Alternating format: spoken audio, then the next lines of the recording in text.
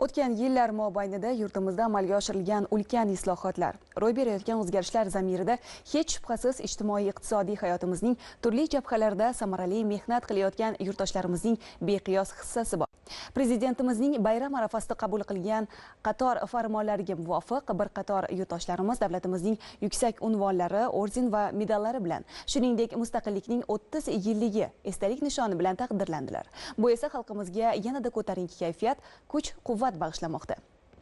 Xabaringiz bor, O'zbekiston Respublikasi Prezidentining O'zbekiston Respublikasining 30 yilligi munosabati bilan davlat xizmatchilari hamda ishlab chiqarish va ijtimoiy-iqtisodiy sohalar xodimlaridan bir guruhini mukofotlash to'g'risidagi farmoniga asosan mamlakatimizning iqtisodiy qudratini mustahkamlash, barcha sohalarda islohotlarni muvaffaqiyatli amalga oshirish borasidagi ko'p yillik samarali mehnati, yurt taraqqiyoti va xalq farovonligini ta'minlashga munosib hissasi uchun bir guruh faollar orden va medallar bilan taqdirlandi. Toshkent viloyati mutasaddilari tomonidan ham ushbu mukofotlar o'z egalariga topshirildi.